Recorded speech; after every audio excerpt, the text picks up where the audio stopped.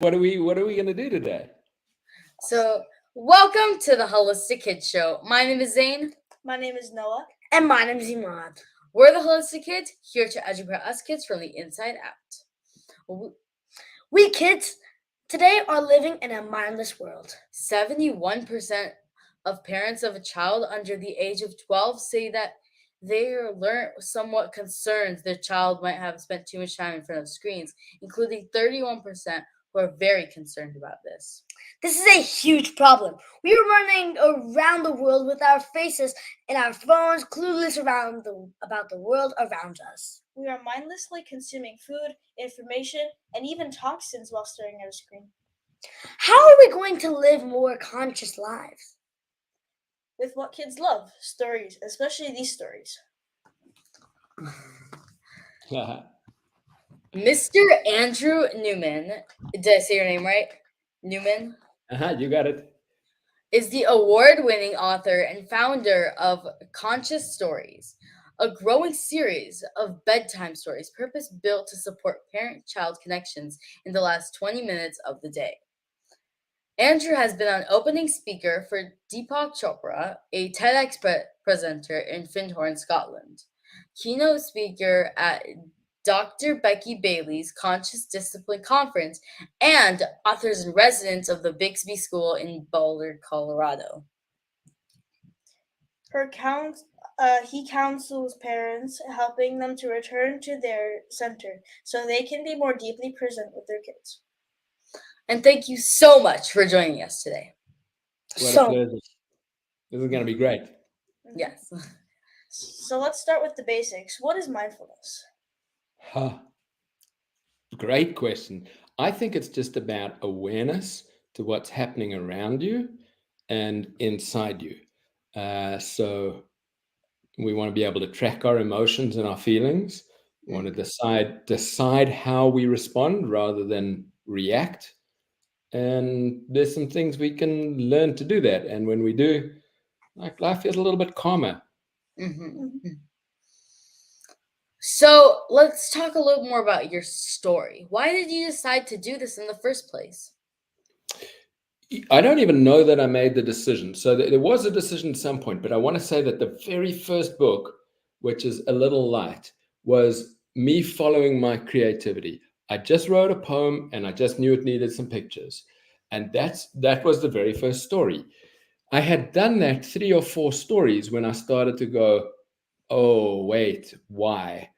And I could see that stories were fun, playful to make, playful to read, deeply connective, like you always share a story, and that when we share it, like we feel better after it.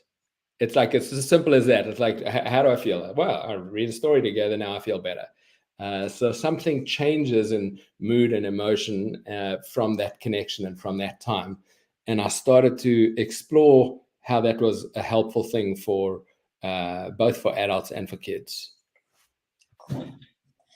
So there are so many different genres for stories. There's like fiction, there's like fantasy, all those different kinds of stuff. But of all the things you decided to write about, you decided to write about mindfulness. Why did you choose that? I was studying it at the time when I'd started to get interested in it because, frankly, I needed it and I didn't have it. And as I studied it and as I learned to kind of calm myself down, be more aware of my own environment, and learn some things that were useful for me, I thought they might be useful for other people as well. And so that the stories start to weave things in. There's some pretty big things that like everybody's got the same problems, like here's a elephant to try to tiptoe and she's not being herself. Now, somewhere down the line, we're gonna forget about being ourselves and we're going to pretend to be someone else, hopefully to make better friends or to get love or feel safer. And really the best way to feel safe and loved and have a relaxed nervous system is actually to be right in your own center, being yourself. So Ellie teaches us, in a very playful way, right? She's this is also one of the poetic poetic rhyming books. So, yeah, got some special features of your very own. Did you think you were going to have this much of an impact on society? No, it's a double edged for me. I've always been interested in what I would say is personal, like one to one, local, which is where I live, the local community, and then global. It felt to me like anything I did should be able to touch all three of those. Sometimes it's just volunteering at the pet shelter, and that's really local. But books are a fantastic way to get all the way around the world. It's you guys sitting in Chicago, I'm sitting in Hawaii, and we get to have this conversation about stories, and they're being made by an illustrator in South Africa, and it's like one world right now. So we love these stories. Where did you come up with these? Tell me which ones you've got, so that I got an idea there. So we have the Hug Who Got Stuck. Yep. That's the one that we have. That's the one. Okay, let me bring in some of the others. You saw the Ellie. This is one of the new ones. This is the hairdresser for unicorns. And she's reminding us that beauty comes from within. You can see there's little Sparkle has got cotton candy in her hair, and things are getting a bit dramatic for her. The little brain people. This is we start talking about yucky brain moments. What happens in the brain when we get a fright? When the survival system at the back gets louder than the executive system at the front, and it looks a little bit dramatic, and it's uncomfortable, and we've got some things that we can do to change that. You'll see that you guys know from the hug story that the hug meter at the back, so you can count how many hugs you've had. Yeah. This one's got a little brain balance barometer, and you can choose how to be safe, how to move from safety back to safety if you have a yucky brain moment. So those are sort of some of the things. The one that I think that you guys are probably going to love is, this is a true story. This is how Diablo became Spirit. If you take that name and you go Google it on YouTube later, you'll get to like a 12-minute video.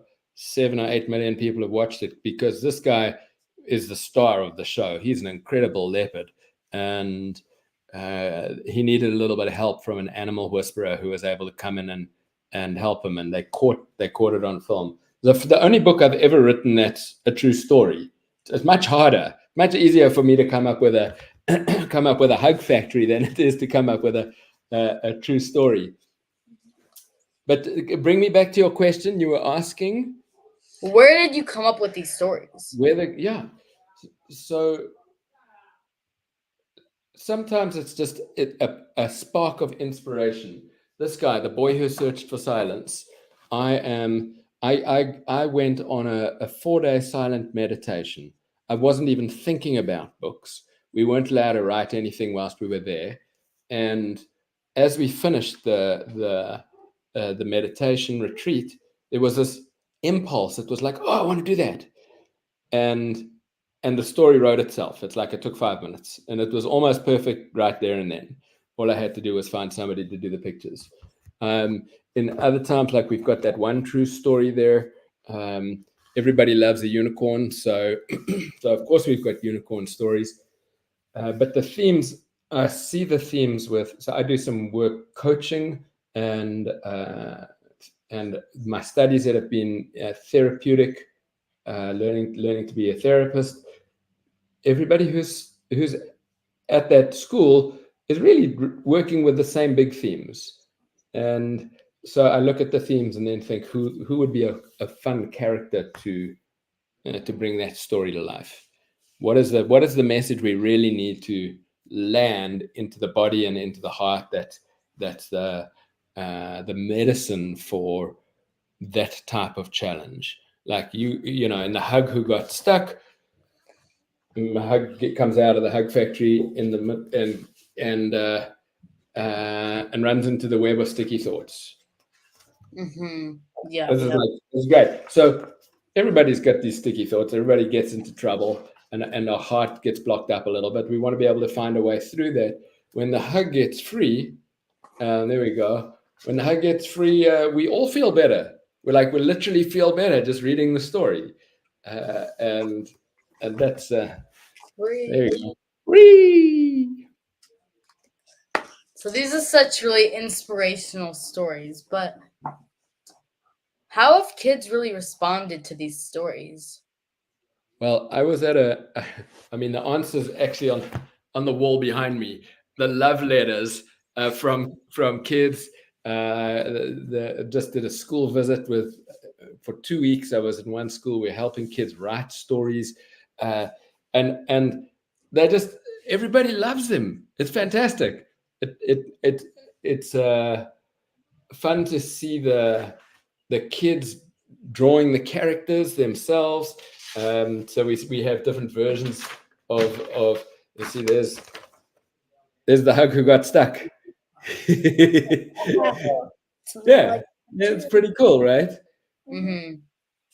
And that's exactly what my hope is that we can have the stories. I want them to live at home. I want them to be the characters to kind of be your friends.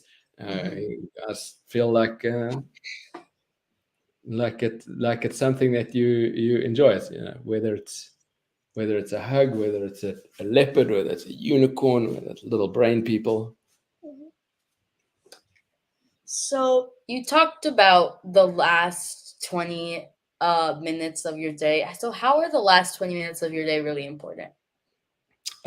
So let's talk about this from a psychology perspective for a moment. You guys come for the ride, and let's see where this makes sense.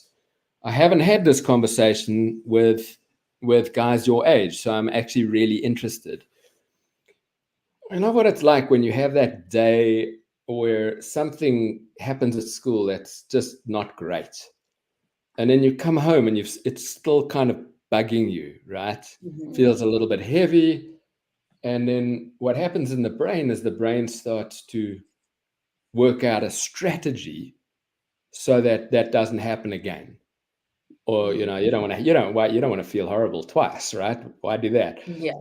And that strategy from our safety system becomes encoded, and not in the same way that the hug is, but encoded like a program, like a computer program, and then we forget about it, but it's still running, that program, and we call it a defensive strategy. And usually what it means is that there's a little bit of like backing away. It's like I'm not safe here, so I'm going to back away. That's a pretty natural response. Animals would do it. We do it as well. And all of that happens during the day, but when we go to sleep at night, the brain starts to stabilize, it catalogs, it places our memories and different things, it strengthens the survival strategies. So when you wake up in the morning, maybe you're still even feeling the heaviness. Maybe now you're anxious about going to school. You don't want the same thing to happen. And all of that's taking up energy, it's taking up space. It's hard to be happy when you're worried about something. And the last 20 minutes of the day is the time you can change that. You can change the whole course of it. There's other times you can change it, but that's really a great thing, because if you think about it, when you sleep for 8 hours. We want the brain to be doing good things for 8 hours. And so just before bed, when everybody is winding down, we want to get off our screens anyway. We want to put some calming music on anyway, just so that we can, we can't just switch off. And then you get to hang out. Then you get to enter the world of story. If we're doing it together as family or the parents, then there's like this fun moment. Like the snuggle happens and the connection happens, and that's what we need to create safety again in the body, and then the brain sets us off. Does that make some sort of sense to you guys? Yeah, it does. Kind of. Yeah. It's like the And then, last 20 minutes of the day. Let me see if I got the the last 20 minutes of the day. It's like when your body is starting to relax, so you can have a good sleep. mhm. Like this is where you can start getting off of screens and relaxing and getting in the bed and snuggling. So is that like that's what I heard? Is that what you Yeah. heard? No, those are all layers to it, and so there's lots of layers to why it's good. And um, but it just the simplest one is it feels good, we sleep better, and then we wake up happier. I should have started with that, but that's it. That's why we do it. Cool. That's amazing. So your story, The Boy That Searched for Silence, Hmm. that was inspired by a meditation exercise that you did out in the Hmm. outside world. So, how were other stories inspired by things that you did? Yeah, let me grab a couple for a moment. Um, let's see. They're up on the shelf. So let's see what we've got here. The Girl with Waterfall Eyes, very poetic story, and it's a story about seeing beauty in yourself. And in a way, I also in that stage the inspiration was to write a poem, but I wanted to help, particularly with um, a sense of safety whilst sleeping. Some kids, we have nightmares, right? And again, Mhm. then they have a nightmare tonight, then tomorrow night we don't want to go to bed because we're worried we're going to have a nightmare again. Mhm. So that book's a little helpful with that. A decision making is something that's always important to learn skills on. I didn't get much training on it, and so this is a little bit like me, the bee who could not choose her flower. It's like I struggle to make decisions, and when I'm indecisive, then I get stuck, like the bee gets stuck in the story. Um, the home for sensitive butterflies. Look at there, she's gorgeous. Wow, this is a really nice illustration. Beautiful, yeah. Now, some of us are more sensitive than others, and and and the more sensitive we are, the more easily we get kind of knocked off our game, and and and then sometimes like we want to just fly away, like, and not be here. And that's the butterfly; she wants to fly away. So I thought, like, let's help out. Let's bring her in. And then I thought, we have to have a witch. Of course, we've got to have a witch, and she's all about uh, what do we call a sacred space and honoring nature. And it was one of the themes that I'd found very interesting. Like, we are circle people. It's a little bit of a, a shout out to story time in the classroom space.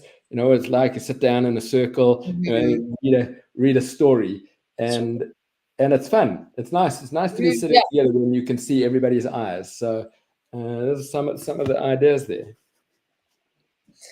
So you work with a lot with kids and mindfulness. How do you get with kids to start becoming more mindful?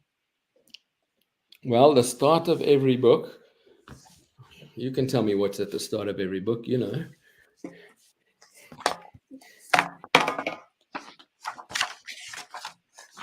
There's the Once upon this uneasy breathing meditation, struggle breathing. Snuggle breathing. Yeah, there we go. So breath is the simplest way for us to be mindful. And let's how about we do it all together, and then you guys can tell me after you feel afterwards. So Okay. we can take anyone who's listening can come join us here. This is a 4 breath practice, and you just notice how you feel before and after. So the first breath is I breathe for me. So now you take a breath. I breathe for me. I breathe for you.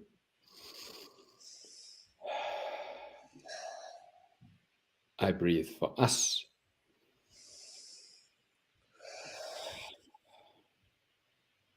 And I breathe for all that surrounds us.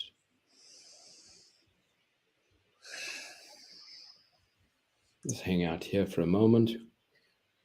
Move the body. What was that like for you? Really calming. Calming, Right? It felt relaxing. really nice. I felt like Yeah. I went to sleep. Mhm. I feel like Guys, it took that's a, it. I feel like it took a lot of weight off of my shoulders. And I Mhm. Oh wow, a lot of weight off the shoulders. Yeah, that's fantastic. And there's lots of reasons why it works, but mostly because we did it together, and that you weren't alone in it. I mean, a lot of mindfulness practices self-awareness, and you could take these breaths for yourself anytime, but you can always turn and ask a friend and say, "Hey, can we take some breaths together?" And when it just relaxes us. From there, as the weight comes off the shoulders, the head can lift. Right now, you can see more. You can come out more. You're not carrying as much. When you're carrying, you got to walk like this. No, just take that off. Now you can walk really nicely and calmly, smooth. Yeah. Yeah, absolutely. You were such an inspiration. Such an inspiration. Oh, thanks, guys. Do you guys like to write? Yeah. Yeah. I read a lot. Right. And who's the drawer? Who's the artist here? I'm the artist. You're both a I'm little bit. Me and him are artists. I'm not part of this. Yeah, that is great. I mean, I must my encouragement. I look forward to reading stories you guys write. That's everybody's got to get their heart expressed in the world. If you got a story, yeah, let's make it happen. Cool. If someone wants to become a children book author, Yeah. where should they start? Well, the first thing is write. It's a very. I have a lot of people who come to me and they say, "Hey, Andrew, I've got a great idea for a story you can write," and I'm like, "No, that's your idea. You write it." And so just like I said, my first book was a poem that needed some pictures. It can be as innocent and as easy as that. We have to allow ourselves learning time. My first book is not as good as my last book, but because I learned things along the way. And it's my very best first book, so it still counts. So Yeah. I would start by saying, write the story that's on your heart and mind. To do that, you want to choose your characters. You want to choose your environment. In most of my stories, we want to choose how they get into trouble and how they get out of trouble. And Problem solution. after the problem, like what is it? How does it help them in the end? Particularly if you want to make it a mindful story. Yeah, cool. Very Wow. cool. So I hear you're writing a book. What did you hear? We're the one that's writing the book. Thank you for that inspiration. We'll take that, but we're not making a children book. We're making a teens book. So we'll Yes. be using that Yeah. inspiration. Yeah. Well, if you need any help along the way, reach out. Let me know. I've learned a few things about printing and book design and layout along the way, and but the heart of it is write your message, and then from there the formatting and all of that can happen. Cool. This was amazing. Amazing. So You what guys is are one great. thing kids can do today? To become more One mindful. more time. What is one thing kids can do today to become more mindful? Well, let's tie it back to the writing, because actually writing and creativity is mindful. So like you can have a lot of fun with your crayons coloring something in, and that counts as mindful, right? You can have a lot of fun thinking deeply about a story. That's mindful. So the creative space, you can be for me, it's like out on the beach and I walk with my head down looking for shells. It's still mindful, right? So you guys really can do that. My encouragement is always the slower you go, the more mindful you will automatically become. So even if you're drawing, if you draw slower, you will see the strokes of the pencil in more detail, and so you create more connection to that. If you're out walking and you want to, the slower you walk, the more different different aspects of the plants and the trees and the sky, and you'll get to see. So slow is good. Cool. So where can we get all your books today? Come on today. Come on over to consciousstories.com, and we'll look after you guys.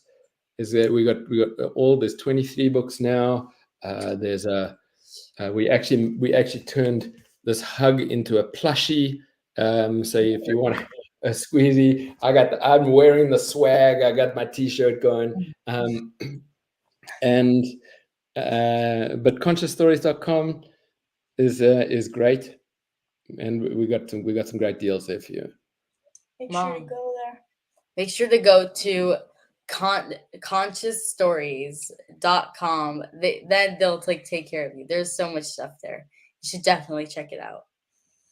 Yeah, thanks, guys.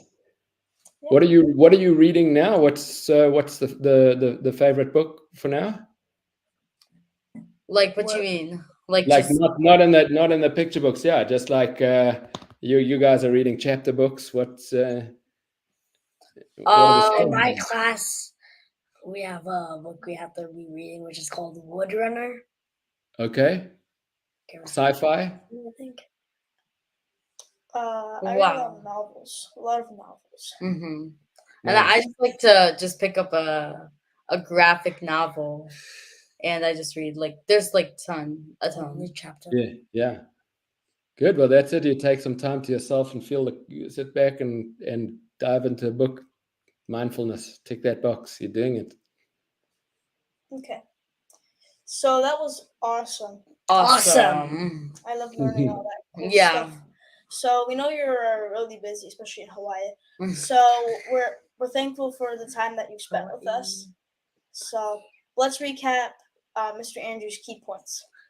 Mindfulness is an awareness of what is happening around you and inside you. We learned that life is a little bit better, more calm. The last 20 minutes of your day is important. You can change the whole course of the day with the last 20 minutes of your day. Get off your screens, put your calming music, and then enter the world of story. It is so much fun, snuggles and connection. It is lots of fun, snuggles and connections will help you create more safety, and we will sleep better, and the next day goes by so much better. Breathe is the simplest way to become more mindful. These are simple things we can do to help our brains and bodies. If you want to become an author, just write. We know it can be hard, but it's so fulfilling. Get started with writing and mindfulness today. And thank you, everyone, for tuning in. Until next time, I'm Zanzari. I'm Noah. And I'm Iman. Follow my family and I on social media, Holistic Mom MD, and look out for my mom's book. She's working on her book 8, and I'm doing the illustrations, so stay tuned. And we're also writing a book, so there's a lot of stuff going on. Kids need to learn from other kids. Please download our podcast on iTunes and leave a review so other kids and families can benefit. We need to create a healthier future for all of us and the planet. Join us next week for another episode of the Holistic Kid Show, where kids are empowering kids. Thank you, everyone.